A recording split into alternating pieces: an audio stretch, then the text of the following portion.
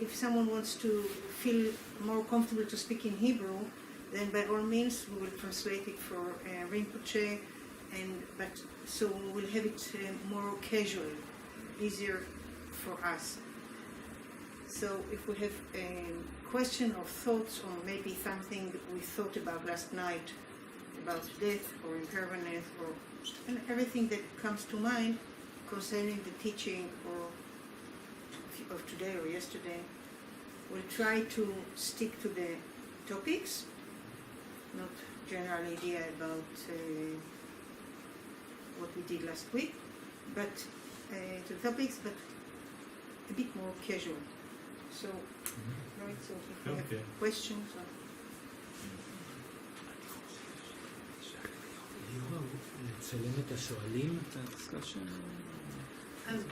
It's difficult to take the picture, the photo of everybody who asked, so maybe we'll just try to repeat the question or do whatever you think is best. By the way, before that, is there anyone who prefers not to be photographed? Okay, so just stick to the teacher, and we'll listen to the questions, but not see it. Okay?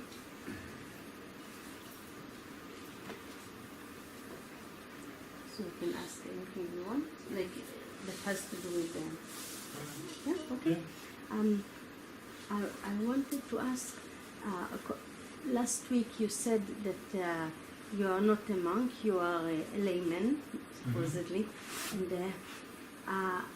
I would be very happy if you could share with us what you do in your daily life. Like, what do you do except for teaching, if it's okay to ask? Yeah. Sure. I'm just trying to say, please let's try to stick to the topics we've studied. It's a discussion group about the teaching. As we said, I'll just say one more sentence, please. In the opening talk yesterday, I said we said that the traditional way of studying Buddhism has three parts: teaching, studying about the thing, discussing, thinking about it, and then meditation. And that's what we do in this course. We have teaching, then discussion, and then analytical meditation for each session. So in the evening we have a session on answer, we can talk about it, and we'll have time to ask Rinpoche about this. Everybody wants to know. So we'll find the opportunity. But let's try to stick to Dharma topics and make it as a whole experience of teaching, discussion, and meditation. One unit. We have 3 units like this in this course. So I answer that afterwards? Yes. Okay.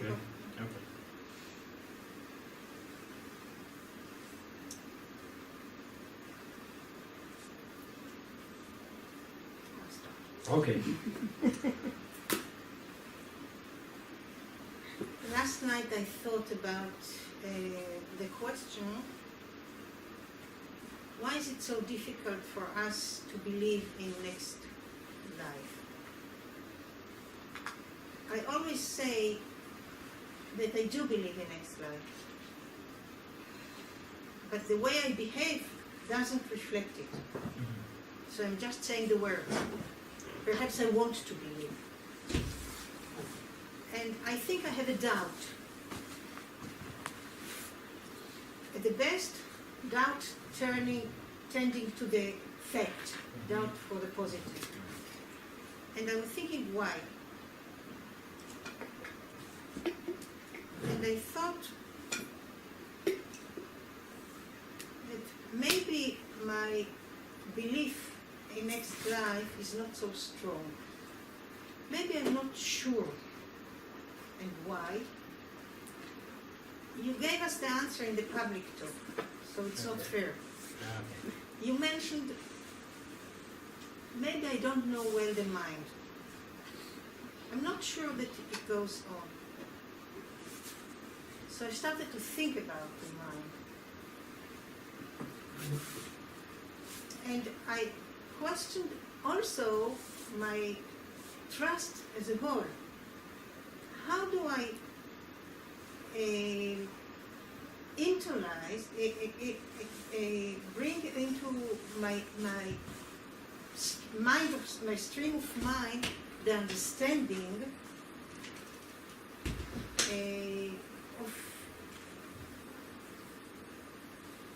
of the mind going on, of impermanence, of all this, so I can internalize everything that the faith in next life. How do I? The only way to see if I really believe in next life, because I like to say that I do, because it makes more sense to me. But when I watch my behavior, I don't really. I live now, here and now. And how do I change this doubt into a positive understanding, positive knowledge? So I'd like to. Yeah. I think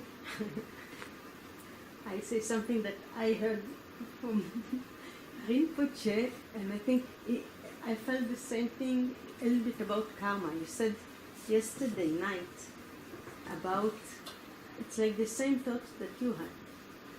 I said, I'm doing things. You said that if we would really get used to think about karma, we shall stop harming ourselves and others, because we would see that if I do this and it's harmful, I wouldn't do it.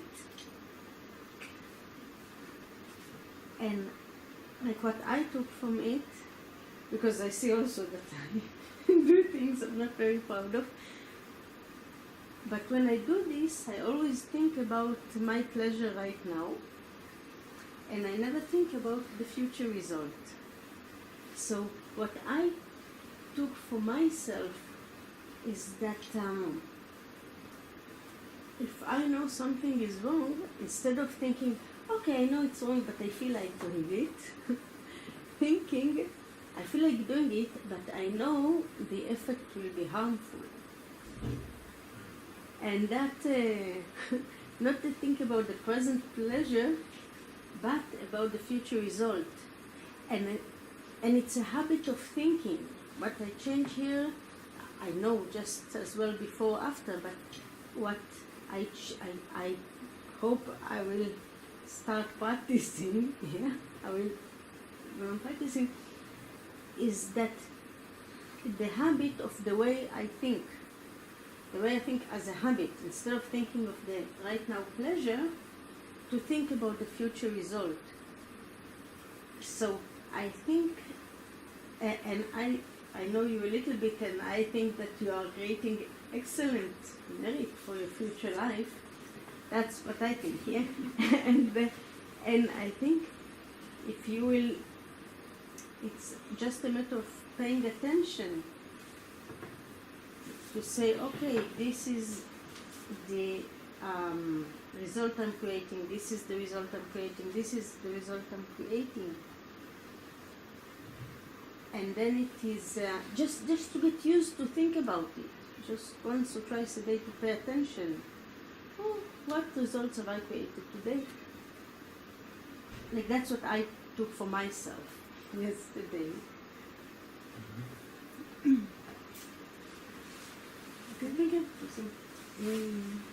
Two things. One, for the belief in next life, I think that normally we are looking for proofs. Somebody has to prove to me that it's true. Also, in the Dharma, we are told that we have to check it in our logic. So, we can find many proofs. So, many people talk about the past, they remember, the Jews and others. So, for me, it's very easy. I believe no problem. The problem starts with remember it while I do negative acts. And I have lately, it was like a present to see how I fall I was in India, and I bought finally a carpet to my living room, big one, heavy one. And my friend who was with me, she said, "How are you going to take it with you? And you know that you have to pay tax." After I bought it. So, and she told me how much I have to pay for it. And I didn't know what to do. I didn't know what to do, really, because I vowed not to steal and not to lie. But I didn't want to pay that amount of money. It was very expensive. And I didn't pay. I lied. I went to the tax in the airport. And since then, every day my Vajrasattva practice is concerning that. And I think, okay, I do the mantra, I regret, I will never do it again, I will never do it again, I will not buy a carpet. Or anything so expensive that I actually regret. But then also I thought... It's a new precept, not buying a carpet.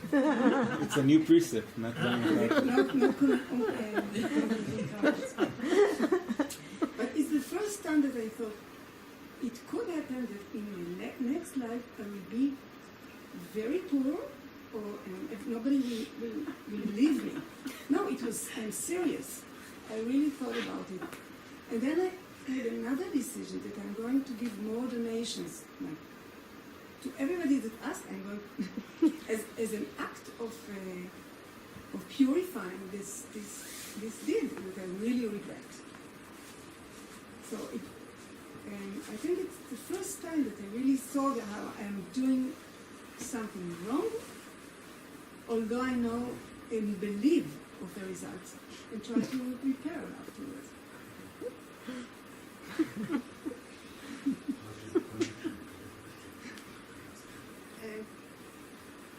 There is a question here. It's funny because I was just going to say I can see the connection, and here the question comes: what is the connection between my question and those answers?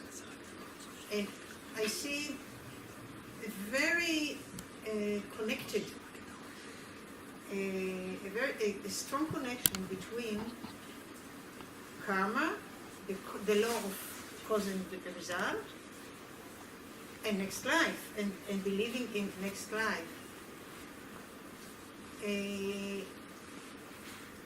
My question was how to deepen my trust, my belief in next life. Not only say the words like I do, and I really mean it, and I want to believe, and I know all the proofs, because we meditate about it, we give proofs, we maybe not enough, probably not enough, but we do analytical meditation, we know the mind continues, we know it doesn't make any other sense, we know that there are various reasons why to believe it, why it makes more sense to believe in next life than not, why actually it's the only sense, the only thing that makes sense. And what is the connection with the cause of, with the law of karma, the law of cause and effect? Rinpoch, would you like to relate to this question? Or shall we try? No, I didn't. The question is, how do we see the connection between accepting or believing in future life and previous life, and the law of karma, the law of cause and effect, how it affects one another? Actually, it makes a whole picture. If we don't believe in next life, so I don't care what will be the results of my actions. I make sure the police doesn't catch me, and nobody knows what I'm doing, and I make money and live the life. I don't care who I hurt, and from who I steal, and I live happy life. But if I believe if I see the big picture, which means I think about cause and effect, and I see that it doesn't make any sense that I do something and there are no results, even if the police doesn't catch me. It doesn't make any sense after I analyze it. If I really believe, make sure, and accept that there is an effect, because nothing can be wasted like this without effect. If I trust it, and I believe that it doesn't end whenever I end this life, like tomorrow or next year or in 10 years, but it continues, then I take care of it. So the fact that I steal or lie or any unethical conduct will have a result, and I will face it. And so this is only one out of many reasons why not to do it. There are other reasons who are really not to this, they don't relate to this topic, like wanting to help others, developing compassion, and many other reasons why I want to do good. But in this topic, this is how I see the connection between. It's not by accident that the two answers were related, because they're very much connected. The law of karma and believing in seeing the whole picture, past, present, and future life. That's what. Yeah, I totally agree. And then very good discussion here.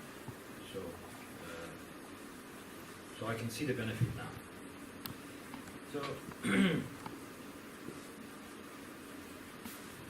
to making connection is really important. There's really good discussion from yeah. So it's very good question, and then very good experience there. You have got. I'm not going to buy a carpet. Someday it happens. No, you're right, but pay taxes. Yeah. So once something you feel angry, for an example, when you get angry and upset of something, this is not the cause of the anger, but this is a condition. This can be condition, but then you will just throw it or destroy it or something, crush it to the anger. So this is how we are thinking. This comes from here.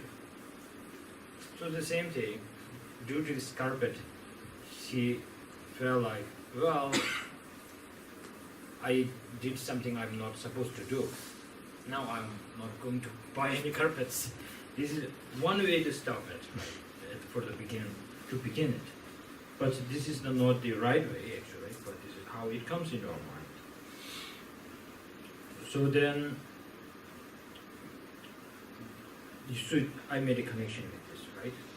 So same thing. So until you feel this is very pleasurable, or is this the right word? I don't know. This is something, this object gives me the pleasure. Then we have this kind of thoughts for many lives. It's built in us.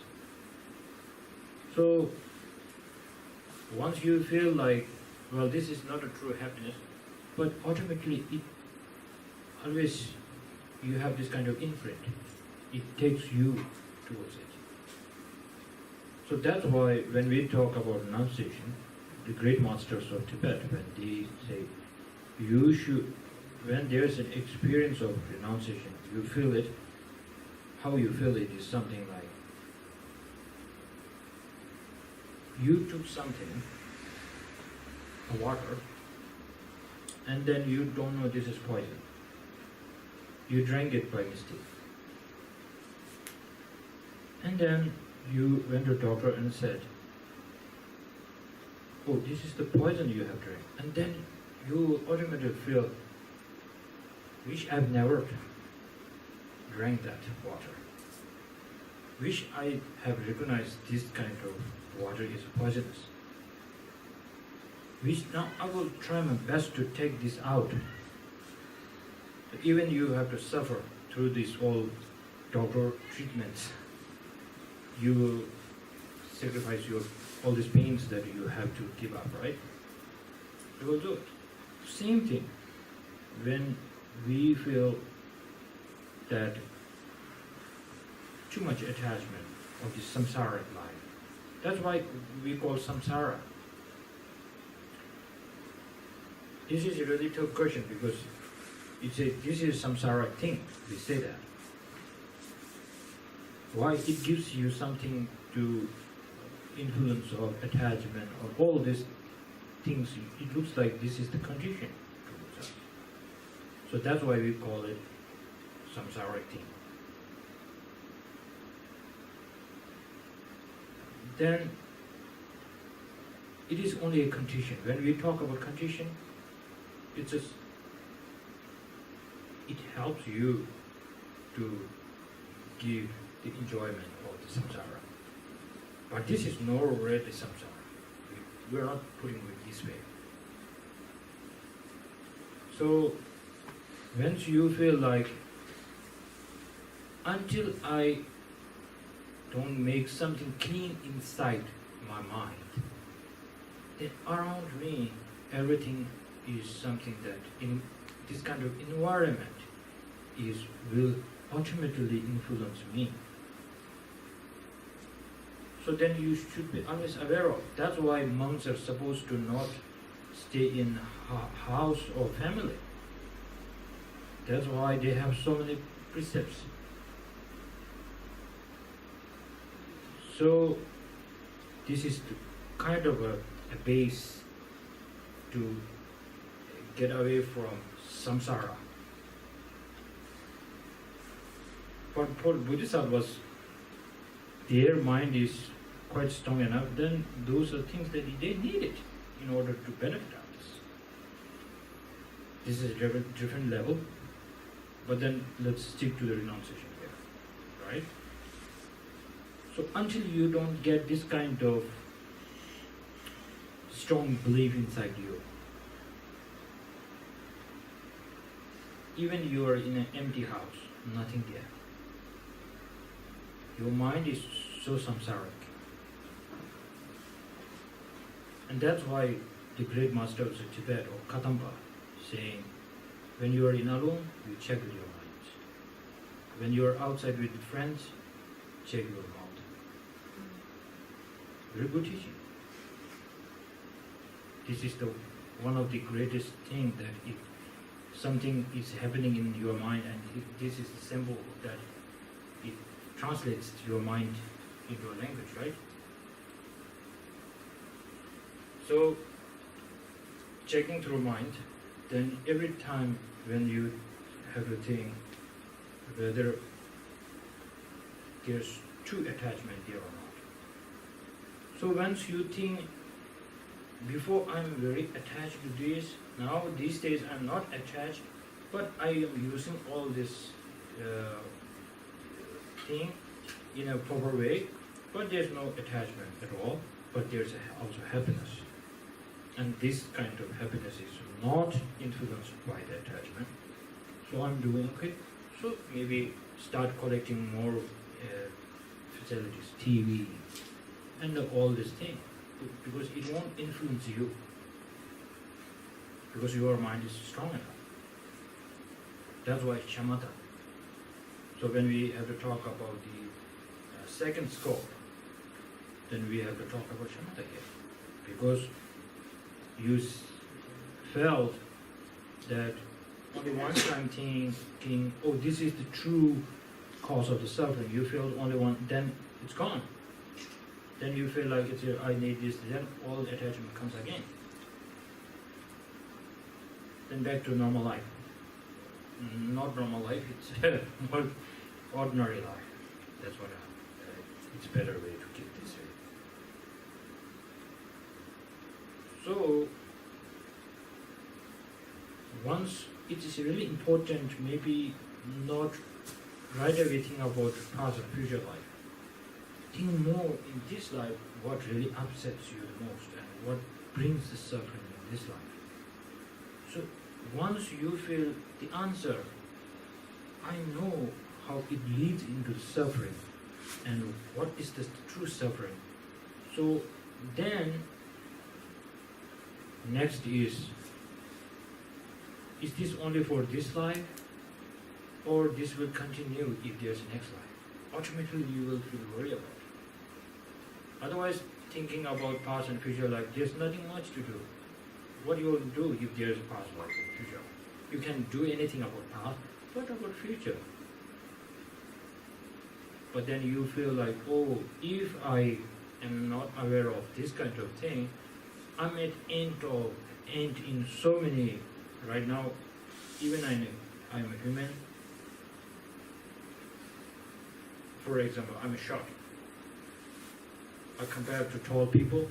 Like, what's the name of this tall? Alone? Not alone. The Tome. I don't want to just stand up next to him. Maybe he's too tall or I'm too short. So, I don't want to be very short next life too. Right? To be honest. So, you will look for all the methods to be we do, right? Next life, if I'm born, I want to be a good-looking person. Everybody likes good-looking. There's nothing wrong with it about it. But then we get so obsessed towards it. Then we always forget what we have, we are capable of, what we can do more. We always forget about this sort of things because we are clinging towards it. So maybe it's also in the you have the Lama Tsongkhapa, and to the right there is the right here, which is right now. But this is Geshe Rinpoche, and that's Kiru Rinpoche. On the right side of the Lama Tsongkhapa. So in his textbook he said, don't go think much about thinking of a past and future life. Before thinking of that, you should make link in this life how our reflection works, and then what is the main cause of it, the ignorance mind. Then you put how the ignorance mind influences this reflection, then reflection to karma. So once you are aware of it, ultimately we are intelligent enough that we will always think, this life is okay, what about my next life? What am I doing? Because you don't want to suffer. Because you know the meaning of the true suffering now. Otherwise, if I try to die and reborn as a baby in front of you, you might not take it very seriously. So, this is something I want to say. So more discussions, please. I want to say about the suffering with the carpet story. Mm-hmm. We can see the hidden suffering. That whenever you looks at this carpet, it's suffering. And this helps renunciation, to see the deep suffering. Not only, to hear there's war, people in Gaza, they suffer so much. So you see, there is suffering. But to see the suffering in every little thing, there is suffering. Yeah. But then you cannot just put the suffering on the carpet. But then I said it can be the condition, not the cause, right? Yeah, but you can see how Yes, hidden. yes, it is hidden. But you have a solution to go and declare now. Two? To declare, to pay the money and get rid of the suffering.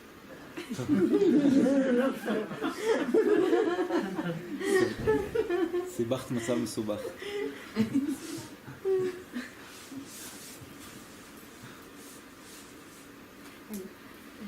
something else.